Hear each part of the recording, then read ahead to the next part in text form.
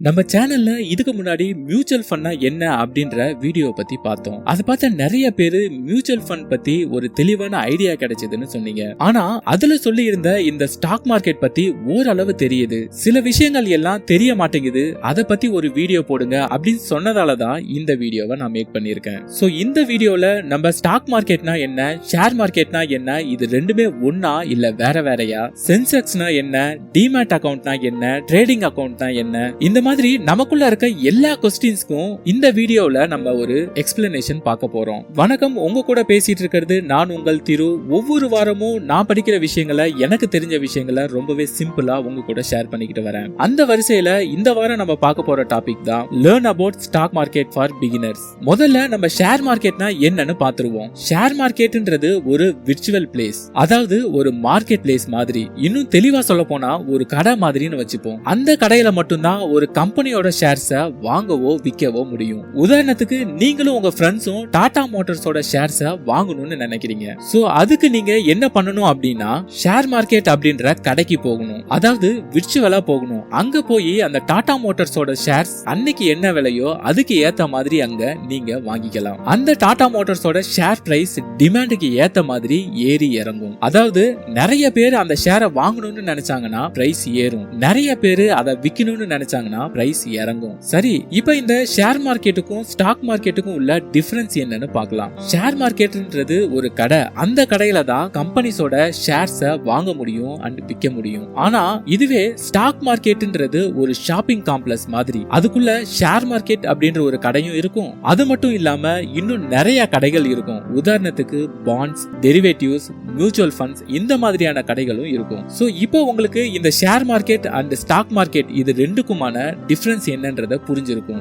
இந்தியாவை பொறுத்த வரைக்கும் ரெண்டு பெரிய ஸ்டாக் மார்க்கெட்ஸ் இருக்கு. ஒன்னு NSE, அதாவது நேஷனல் ஸ்டாக் எக்ஸ்சேஞ்ச், இன்னொன்னு BSE, அதாவது பாம்பே ஸ்டாக் எக்ஸ்சேஞ்ச். இதுல இந்த பாம்பே ஸ்டாக் எக்ஸ்சேஞ்ச்ன்றது கிட்டத்தட்ட 100 வருஷத்துக்கும் மேல இருக்கு, அதாவது 1875லே இது தொடங்கியாச்சு. சரி, இப்போ இந்த சென்சஸ்னா என்னன்றத பத்தி பாப்போம். இந்த சென்சஸோட ஃபுல் ஃபார்ம் என்னன்னா ஸ்டாக் எக்ஸ்சேஞ்ச் சென்சிட்டிவ் இண்டெக்ஸ். இத புரியுற மாதிரி ஒரு எக்ஸாம்பிள்ல சொல்லணும்னா, இந்த சென்செக்ஸ்ன்றது ஒரு தெர்மாமீட்டர் மாதிரி. இந்த சென்சஸ்க்குள்ள ஒரு 30 பெரிய கம்பெனிங்க வேற வேற இண்டஸ்ட்ரீஸ்ல இருந்து இருக்கு. இந்த 30 கம்பெனியோட ஹெல்த்தை மெஷர் பண்றது தான் இந்த தெர்மாமீட்டரோட வேலை, அதாவது இந்த சென்செக்ஸோட வேலை. இந்த சென்செக்ஸ் அதிகமாகுது அப்படின்னா இந்த 30 கம்பெனிகளோட ஷேரும் ஓவராலா பிரைஸ் இன்க்ரீஸ் ஆகுதுன்னு அர்த்தம். இதுவே சென்செக்ஸ் குறையுது அப்படின்னா ஓவராலா இந்த 30 கம்பெனிஸோட பிரைஸும் குறையுதுன்னு அர்த்தம். சோ இந்த சென்செக்ஸ்ன்றது தான் ஓவராலா இந்த இந்தியன் ஸ்டாக் மார்க்கெட்டோட பெர்ஃபார்மன்ஸையே நமக்கு காட்டும்.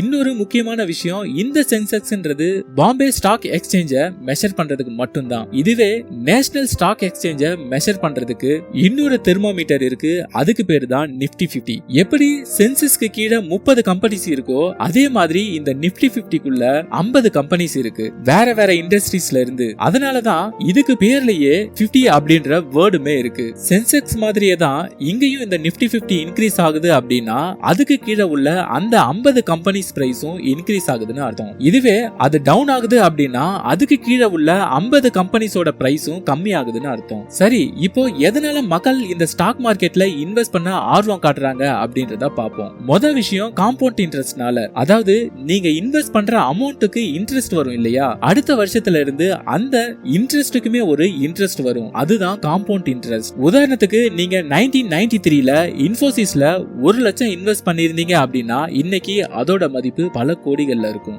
இன்னொரு முக்கியமான காரணம், நீங்க அந்த கம்பெனியோட ஒரு ஷேரை வாங்குறதுனால நீங்களுமே அந்த கம்பெனியோட ஓனர்ஷிப்ல ஒரு பார்ட்னரா மாறிடுவீங்க. அந்த கம்பெனி சூப்பரா பர்ஃபார்ம் பண்ணுச்சு அப்படின்னா அவங்க ஷேர் ஹோல்டர் எல்லாருக்குமே அவங்க ப்ராஃபிட்ல இருந்து ஒரு போனஸ் தருவாங்க, அதுக்கு பேர் தான் டிவிடெண்ட் சொல்லுவாங்க. அடுத்ததா இந்த ஸ்டாக் மார்க்கெட்ன்றது கேம்லிங்கா இல்லையா அப்படின்றத பார்ப்போம். கண்டிப்பா அது கேம்லிங் கிடையாது. ஏன்னா கேம்லிங்ன்றது முழுசாவே லக்க பேஸ் பண்ணி வர்றது. ஆனா ஸ்டாக் மார்க்கெட் இன்வெஸ்ட்மெண்ட்ன்றது ரிசர்ச்சை பேஸ் பண்ணி வர்றது, அனலைஸை பேஸ் பண்ணி வர்றது அண்ட் லாங் டர்ம் ஸ்ட்ராட்டஜியை பேஸ் பண்ணி வர்றது. சரி, இப்ப அடுத்ததா நீங்க இந்த ஸ்டாக் மார்க்கெட்ல இன்வெஸ்ட் பண்ணணும்னா என்ன பண்ணணும் அப்படின்னு கேட்டீங்கன்னா, முதல்ல நீங்க ஒரு டிமேட் அக்கவுண்ட்டும் ட்ரேடிங் அக்கவுண்ட்டும் ஓபன் பண்ணணும். டிமேட் அக்கவுண்ட்ன்றது உங்க ஷேர்ஸை எலக்ட்ரானிக்கலி ஹோல்ட் பண்ணும். இதுவே ட்ரேடிங் அக்கவுண்ட்ன்றது ஒரு ஷேரை வாங்கவும் விற்கவும் ஹெல்ப் பண்ணும். ரொம்ப சிம்பிளான ஒரு எக்ஸாம்பிள் சொல்லணும்னா என்னன்னா டிமேட் அக்கவுண்ட்ன்றது உங்க பேங்க் அக்கவுண்ட் மாதிரி, பணத்தை அதுல போட்டு வைக்கிற மாதிரி. நீங்க உங்க ஷேர்ஸ அதுல போட்டு வைப்பீங்க. ட்ரேடிங் அக்கவுண்ட் அப்படின்றது உங்க டெபிட் கார்டு மாதிரி. எப்படி உங்க பேங்க் அக்கவுண்ட்ல இருந்து பணத்தை யூஸ் பண்றதுக்காக உங்க டெபிட் கார்டை வித்ட்ரா பண்றதுக்கு இல்ல ஒரு பொருளை வாங்குறதுக்கு பயன்படுத்துறீங்களோ அதே மாதிரி தான் ட்ரேடிங் அக்கவுண்ட் யூஸ் பண்ணி ஒரு ஷேரை வாங்கவோ விற்கவோ முடியும். சரி, டிமேட் அக்கவுண்ட் ஓபன் பண்றது எப்படி? இந்த டிஜிட்டல் எரால டிமேட் அக்கவுண்ட் ஓபன் பண்றது ரொம்பவே சிம்பிள் ஆயிடுச்சு. நீங்க உங்க பேங்கை கான்டாக்ட் பண்ணி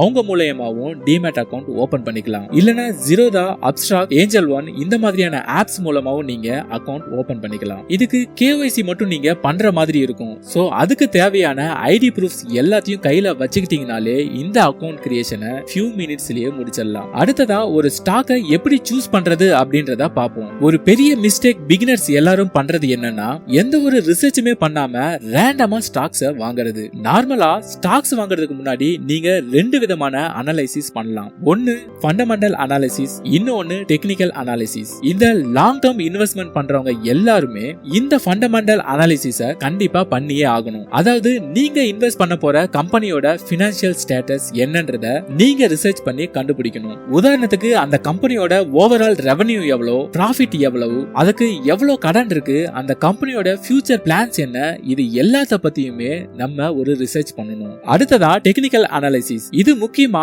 ஷார்ட் டர்ம்ல ட்ரேட் பண்ணி ப்ராஃபிட்ஸ் எடுக்கணும்னு நினைக்கிறவங்க கண்டிப்பா யூஸ் பண்ண வேண்டிய அனாலிசிஸ். அதுக்கு அவங்க மோஸ்ட்லி சார்ட்ஸ் அண்ட் பேட்டர்ன்ஸ் இது எல்லாத்தையும் ஃபோக்கஸ் பண்ணணும். அடுத்ததா ஸ்டாக்ஸோட டைப்ஸ் பத்தி பார்க்கலாம். ஸ்டாக்ஸ்லயே large cap, mid cap and small கேப்னு 3 டைப்ஸ் இருக்கு. எந்த கம்பெனிஸ்லாம் மார்க்கெட்ல 20,000 கோடிக்கு மேல கேபிட்டல் வச்சிருக்காங்களோ அதே டைம்ல கடைசி 10 வருஷத்துல ஒரு ஸ்டேபிளான growth வச்சிருக்காங்களோ அந்த கம்பெனி ஸ்டாக் எல்லாம் லார்ஜ் கேப் ஸ்டாக்னு சொல்லுவாங்க. உதாரணத்துக்கு Reliance industries, TCS, HDFC bank, Infosys இது மாதிரியான கம்பெனிஸ் எல்லாம் சொல்லலாம். இது மாதிரியான லார்ஜ் கேப் ஸ்டாக்ஸுக்கு ரிஸ்க்ன்றது ரொம்பவே கம்மியா இருக்கும். அதே நேரத்துல ரிட்டர்ன்ஸுமே மாடுலேட்டா தான் இருக்கும். அதே மாதிரி இந்த கம்பெனிஸ்லாம் கன்சிஸ்டன்ட்டா டிவிடெண்ட்ஸும் கொடுத்துக்கிட்டே இருப்பாங்க. அதனால சேஃபா இன்வெஸ்ட் பண்ணணும்னு நினைக்கிற எல்லாருமே லார்ஜ் கேப் ஸ்டாக்கை தான் முதல் சாய்ஸா வைப்பாங்க. அடுத்ததா மிட் கேப். பொதுவா இந்த கம்பெனிஸ்லாம் 5,000 கோடியில இருந்து 20,000 கோடிக்குள்ள மார்க்கெட் கேபிட்டல வச்சிருப்பாங்க. அந்த கம்பெனிஸோட ஸ்டாக்ஸ் எல்லாம் மிட் கேப் ஸ்டாக்ஸ்னு சொல்லுவாங்க.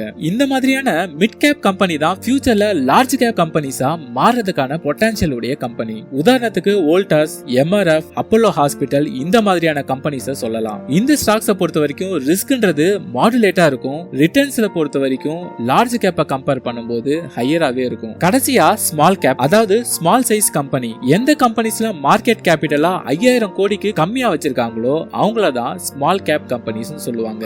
இந்த டைப் ஆஃப் கம்பெனிஸ் எல்லாம் க்ரோ ஆவறதுக்கு நிறைய பொட்டன்ஷியல் இருந்தாலும் அந்த அளவுக்கு அதுல ரிஸ்க்குமே இருக்கும். அதனால இந்த ஸ்டாக்ஸ் எல்லாம் ஹை ரிஸ்க் ஆனா ஹை ரிட்டர்ன்ஸ் தரக்கூடியது. கடைசியா ரிஸ்க் அண்ட் ரிவார்ட்ஸ். இந்த ஸ்டாக் மார்க்கெட்ல ரிஸ்க் இருக்குமான்னு கேட்டீங்கன்னா கண்டிப்பா இருக்கு. மார்க்கெட் சில டைம் நல்ல ஃபிளக்சுவேட் ஆகும், சில டைம் நல்ல டிப் ஆகும், ஏன் சில டைம் மார்க்கெட் கிராஷ் கூட ஆகும். நீங்க ஒரு இன்டெலிஜென்ட் இன்வெஸ்டரா இருக்கணும்னு நினைச்சீங்கன்னா மார்க்கெட்டோட அப்ஸ் அண்ட் டவுன்ஸ்க்கு பெருசா ரியாக்ட் பண்ணக்கூடாது. அது ஏன்றத இந்த இன்டெலிஜென்ட் இன்வெஸ்டர் புக் சம்மரியில தெளிவா சொல்லியிருக்கேன். அந்த வீடியோக்கான லிங்கை நான் டிஸ்கிரிப்ஷன்ல கொடுக்குறேன். அதை பாருங்க, உங்களுக்கு இன்னும் தெளிவா ஒரு ஐடியா கிடைக்கும். கடைசியா ஒன்னே ஒன்னு மட்டும் சொல்ல ஆசைப்படுறேன். இந்த ஸ்டாக் மார்க்கெட்ன்றது சீக்கிரமா பணக்காரன் ஆறதுக்கான வழி கிடையாது. இது ஒரு லாங் டர்ம் கேம்ன்றத தெரிஞ்சுக்கணும். பொறுமை தான் இதுல ரொம்ப முக்கியம் அப்படின்றதையும் தெரிஞ்சுக்கணும். உங்க இன்வெஸ்ட்மெண்ட்டை ஸ்டார்ட் பண்ணும்போது சின்ன சின்ன அமௌண்ட் வச்சு ஸ்டார்ட் பண்ணி கொஞ்சம் கொஞ்சமா நீங்க அதுல லேர்ன் பண்ணிக்கிட்டு அதுல இன்வெஸ்ட்மெண்ட்டை அதிகப்படுத்துங்க. ஆட்டோமேட்டிக்கா உங்க மணி லாங் டர்ம்ல நல்ல க்ரோ ஆகி அதுல ப்ராஃபிட்ஸ் கொடுக்கும். சோ இந்த வீடியோ உங்களுக்கு பிடிச்சிருக்கும்னு நம்புறேன். ஒவ்வொரு சனிக்கிழமைகள்லயும் நான் படிக்கிற புக்ஸ்ல இருந்து எனக்கு தெரிஞ்ச விஷயங்களை ரொம்பவே சிம்பிளா உங்க கூட ஷேர் பண்ணிக்கிட்டு வரேன் இந்த சேனல்ல. உங்களுக்கு பிடிச்சிருந்தா இந்த சேனலை லைக் பண்ணுங்க, ஷேர் பண்ணுங்க அண்ட் சப்ஸ்கிரைப் பண்ணுங்க. அப்பதான் நான் போடுற வீடியோ உங்களை வந்து சேரும். அடுத்த வாரம் வேற ஒரு டாபிக்கோட உங்களை சந்திக்கிறேன். அதுவரை உங்களிடமிருந்து விடைபெறுவது உங்கள் திரு. நன்றி, வணக்கம்.